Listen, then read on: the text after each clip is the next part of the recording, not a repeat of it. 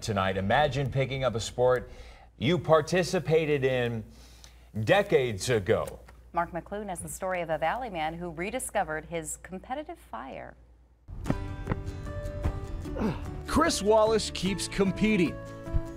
He's 60 and is taking up a sport that he was good at in high school. Well, I didn't jump for 40 years, and it's hard. But it comes back. I was always a good triple jumper, even in middle school and high school. Chris competes in triple jump and long jump, and next month we'll head to Birmingham, Alabama for the National Senior Games. The competitors are all over. You've got 50-year-old guys all the way up to even 90s, and I know this year there's a lady 101 competing at the Nationals is a runner. My problem is I'm very competitive, so I become a little more intense than probably should. Chris tries to lead a healthy lifestyle, but he's had his fair share of health setbacks, including a heart attack 10 days before his 51st birthday. That wasn't going to stop me. In fact, it motivated me even more. And 7 months later, I competed in my first senior games in Colorado. Dozens of senior games medals later, Chris Wallace shows no signs of slowing down. Yeah, I'd like to keep going. I mean, some of these meets, there's guys 70s, 80s, and 90s still competing. It's extremely motivational. I mean, it's unbelievable. A true inspiration. Chris says if you want to compete, log on to seniorgames.org. There's events in every state. I'm Mark McClune in the newsroom. For him, that's so awesome. Thank you, Mark. If you've ever had the feeling your doctor's burnt out, chances are, sadly, you may be right. With the aging population, the need for doctor's care has never been greater. Long hours, too many patients are leading to a condition known as physician burnout. A recent study finds more than half doctors, they've been there. Hospitals are worried about it, saying the quality of care goes downhill and medical errors go up. You may have heard of lactation cookies before. Well, now one business down in Tucson is taking the concept and making it a little healthier. Oat Mama makes lactation granola bars. They help new moms who are struggling to breastfeed produce more milk for baby while providing them beneficial nutrients from nuts, seeds, and oils. The owners both struggled with milk reproduction themselves, and now their business is taking off. I'm 3 on your side's Gary Harper with your consumer news. And McDonald's is now selling what some people are referring to as some fancy burgers. The next time you go to McDonald's, you're going to see something new on the menu: upscale gourmet sandwiches. The restaurant is now offering 3 new sandwiches in its signature crafted recipe selection. The items are a little more expensive, but the president of McDonald's says the move is an effort to appeal to millennial customers who are seeking new taste experiences. We're another step closer to self-driving cars on our streets. Waymo and Lyft say they're working together now to introduce pilots of fully autonomous vehicles.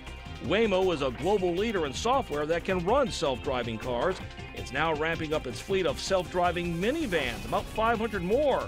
The Waymo deal with Lyft would open access to millions of customers that use the Lyft app to catch a ride. Anheuser-Busch wants its beer to be fresher. The global beer giant says it's investing around $500 million in distribution, packaging, and technology in order to reduce the amount of time between brewing and shipping. Anheuser-Busch says it needs to be fresher because it's now competing with craft brewers. Delta Airlines is testing out facial recognition to match your identity to your passport. The machine will allow passengers to bypass check-in agents altogether. The machines will be tested in Minneapolis this summer using 4 kiosks. Delta says the process might allow the airline to move twice as many passengers through per hour. And that's your consumer news for this Monday. I'm Gary Harper, 3 on your side. Forget about those oats Nicole was just talking about. Marshmallow only Lucky Charms. Boy, that's healthy for you. They're back. The cereal's giving away 10,000 limited edition marshmallow only boxes to Lucky fans. It only gave away 10 of them last year, just 10 boxes. If you think you've won, or to see if you've won, just go to their website, check it out. Their promotion runs through December.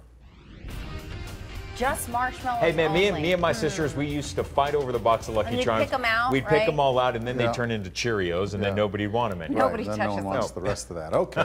So we've got some cooler air headed in 70s tomorrow, which is not bad for this amazing. time. Yeah, it really is. Amazing is the word. We've got some breezes out there right now, ushering in some of that cooler air, and it looks like we'll be in the 70s tomorrow throughout the deserts, and then we'll start a slow warm up after that. Red flag warning still out for the next couple of hours in eastern Arizona with the high winds and the high fire danger. And right now, wind speeds around the state, these are sustained winds, 30-mile-an-hour range at Winslow and at Kingman, 23-mile-an-hour range at Casa Grande and at Sedona, about 20 miles an hour for the Flagstaff area. Doppler 360 also showing a bit of shower and thunderstorm activity up in northwest Arizona.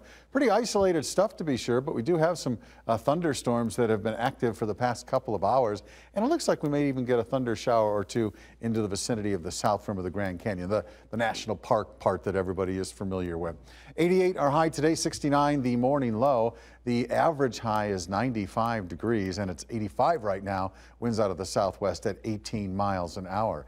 83 at Glendale, 82 at Scottsdale and Apache Junction. Gilbert is reporting 85. It's 64 at Sedona, 63 at Cholo, and 77 at Lake Havasu. This week will feature a couple of storm systems passing mainly to the north of us, but for the next couple of days, we will have chances for scattered showers across northern Arizona until this whole area of low pressure begins to lift and move away from us. And as that happens late in the week, a ridge of high pressure will build in quickly for the weekend, and we will warm things up headed toward triple digits. But in the meantime,